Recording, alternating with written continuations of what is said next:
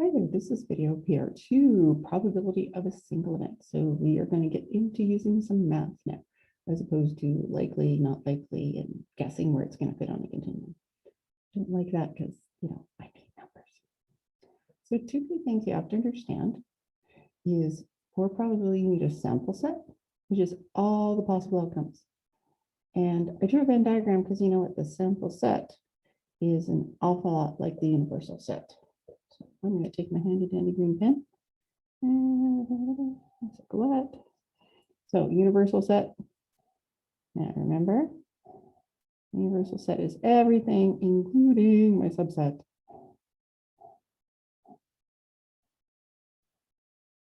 There we go. Now the event is all the outcomes that the question is about, or we care about, or that we're determining the probability for. And that's this part.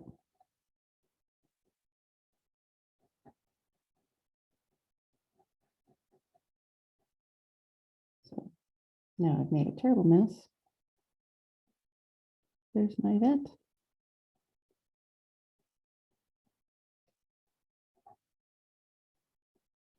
Just like before, all right? Universal set and the subset. That's not really any different. But here is our formula. Okay, so we've got the number, probability is equal to the number of outcomes in the event divided by the number of outcomes in the sample space, or however you want to think about it. To me, it makes more sense. The number of things that you care about or you're looking for, excuse me, divided by the total number of possible outcomes. I just circled the typo, I'll fix that one. Yours will look better. So let's try this out. And I'm going to be lazy here. I don't know if it's going to work or not, but we're going to try it. I actually want to go through and I want to do all my sample spaces first. Then I'll worry about the events. Then I'll worry about the probability. That's just the way it feels like I should do it today. That's why my mind is working. All right. So if I'm picking a club from a deck of cards, okay, so my sample space, how many cards are there in a deck?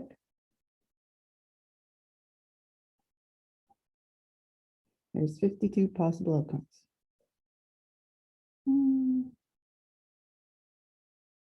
Yeah, I think we'll do sample space first. All right, so tossing a coin, getting tails. Well, how many possible, you toss a coin, what can you get? You get heads or tails, so there's 2 possible choices. All right. Now, I would like you, this is a good time to pause the video. Do the rest of them. Now I put a little star at this one because it's a sneaky question. Permutations, combinations, all that stuff is coming, pops its little head up every once in a while in the section. So some of it's straightforward, some of it is using what we learned in last chapter. Okay, so please pause the video and do the sample spaces. All right, buy 5 tickets and oh boy. Okay, you buy 5 tickets and winning a raffle that sold 800 tickets. That's terrible. But you understand what I mean. You speak, Joanne. By this time of the year, you should be able to speak, Joanne. My sample space, there's 800 tickets, right? That's the number that they get to draw from. Rolling a die and getting an odd number.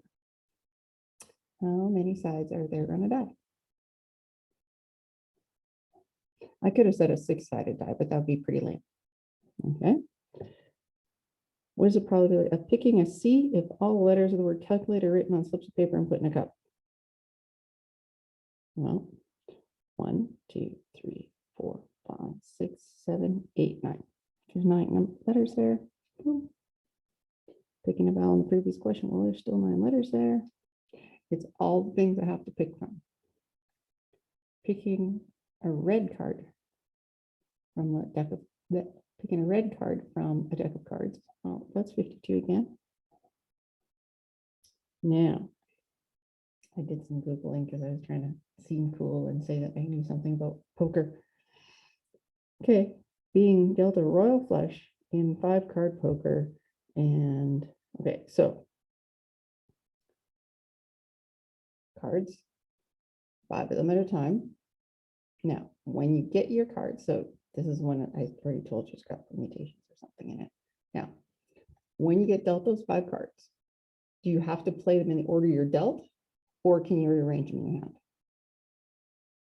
I've never played poker, but I've watched Poker Stars, and I know you can rearrange them. Okay, so that means that's a combination. And there are 52 cards. And we're going to pick 5. I don't know what that number is. I suspect it's going to be a big number.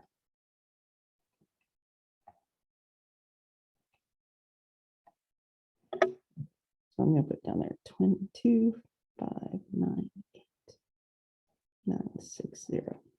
So 2,598,960 possible 5-card hands. Okay, now the event is what we care about. So if I'm picking a card from a deck of cards, or sorry, picking a club from a deck of cards, there's going to be 13 clubs. All right. Now, getting tails, there's only one way to do that. Now, if I'm buying raffle tickets, how many winning tickets do I have? Those are the ones I care about. Yeah. Oh, sorry. How about, here we go again. Pause the video and finish up the rest of that. You're forgiven if you get a little bit stuck on that one because that's tough, but I know you can do it. Okay. But pause the video and do the rest. All right, rolling a die and getting an odd number. So when I roll a die, I'm going to do this. I can get a 1, 2, 3, 4, 5, 6, right? That's odd, that's odd, that's odd. So that's going to give me 3. There's 3 odd numbers there. All right, picking a C, if there were how many C's are there? Oh, look, there's 2 C's in there.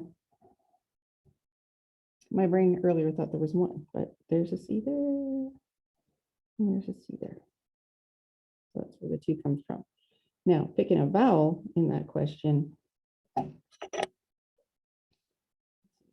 1, 2, 3, 4 vowels.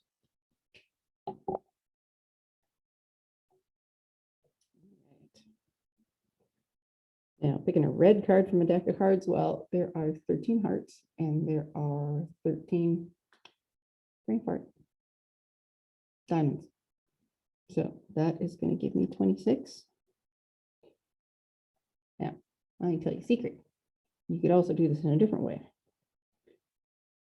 You're picking red cards from a deck of cards. You know what? There are exactly 2 colors. There's red and there's black. So if you put 2 here and put 1 for red, it's going to work out to be exactly the same. So sometimes there's different ways to do it. Oh, speaking of which, I'm just going to jump up here for a second.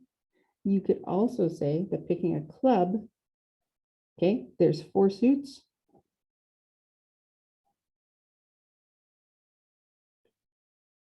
Clubs, spades, hearts, and diamonds. So there's 4, and we're only picking 1 suit.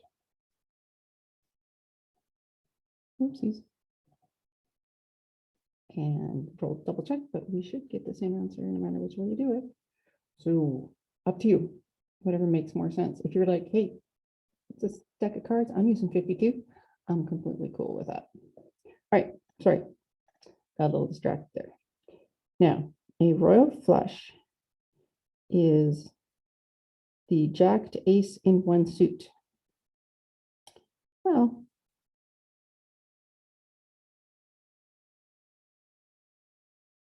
jack, king, queen, ace. I'm going to get back to you on that question.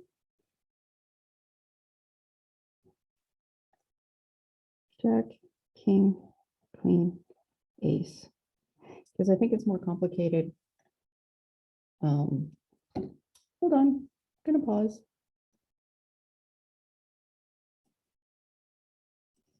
Okay, I'm back. This is what I get for, well, honestly, for talking about things I don't know a lot about, including poker. Okay. So some of you probably were already yelling at me going, actually, that should be a 10 to the ace in one suit. So 10, jack, king, queen, ace, which makes 5 cards. Because I was getting messed up because I thought it was supposed to be 5 cards, but if we do jack to ace, then it's only 4, and it was just going to get really complicated. Well, you know what? I think there's a whole bunch of ways to probably calculate this, but why? You can get a royal flush in hearts and diamonds and spades and clubs. There's only 4 different ways you can get it. I'm just going to say 4. I don't have to overthink that. I was originally thinking I'd have to do some combinations, but really it would be, wanted to use combinations, it'd be 5 cards, choose 5. And unless something has happened, 5, choose 5. There's only one way to do it, and there's 4 different suits. So done with that. All right, ta-da. There we go. Now, probability, and notice I say usually we round to 2 decimal places.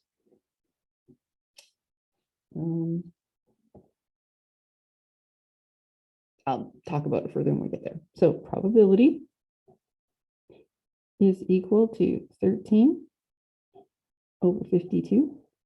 A lot of the answers you'll find in the back, you will have this.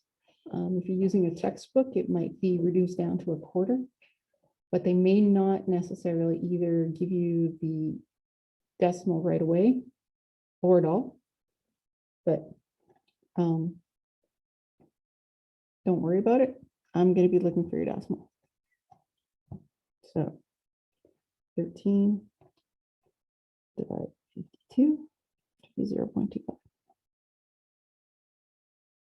And just because I was talking about it before, if we talk about this, instead of thinking about individual cards, we think about suits.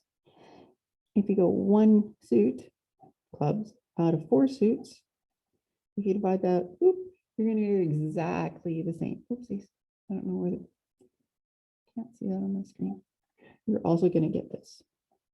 Either way is fine. You're going to get 0.25. That is the probability. Remember, your probability is always going to be between 0 and 1. So if you mess up and put it in your calculator backwards and you get a probability and answer here greater than 1, then you know something's wrong. All right. So probability is my event, which is 1 over 2, 0.5. Or to me, it makes sense. If I'm flipping a coin, about half the time I should get tails, and the other half of the time I should get heads, more or less. All right, buying 5 tickets out of 100 or 800, sorry.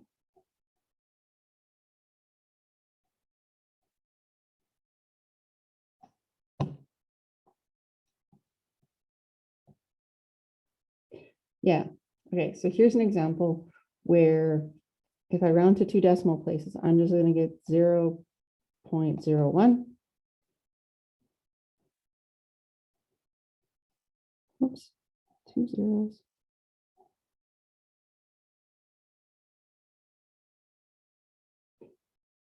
That is a great answer.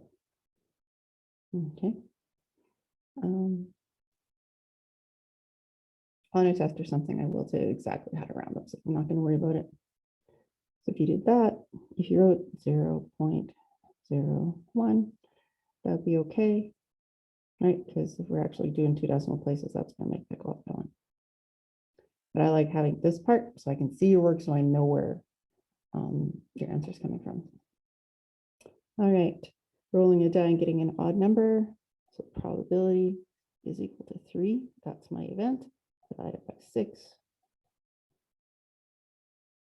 If you want to reduce it down to 1/2, that's cool too.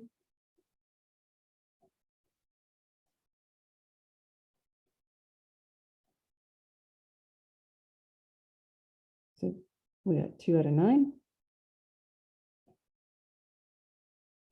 You could write that if you really want to be impress me. Angle like that, right? Because when you go to divide by 9, you get the repeating decimal. And the same thing when you go 4 divided by 9. Any number actually divided by 9. Any single digit number. Hold on, I want to try something. 89 divided by 9. Yeah, never mind. Any single digit number divided by 9 is going to give you a repeating decimal.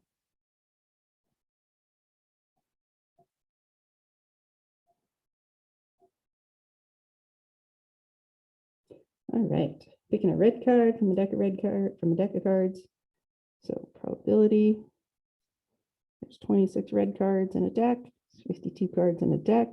This is what I care about. This is all my options. 0.5. And well, this should be good. 4 divided by camera. There we go. 2, 5, 9, 8, 9, 6, 0. Okie dokie.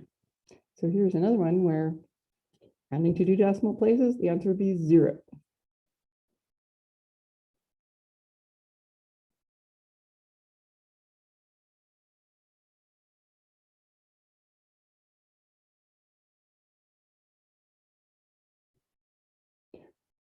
By the way, when you do the question, you would normally have a column for event, spell space, a column for events, and then do it. You would just show me this.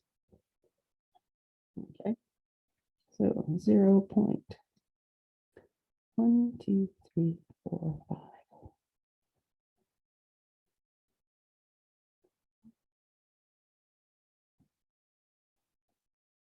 That would be a lovely answer. Now,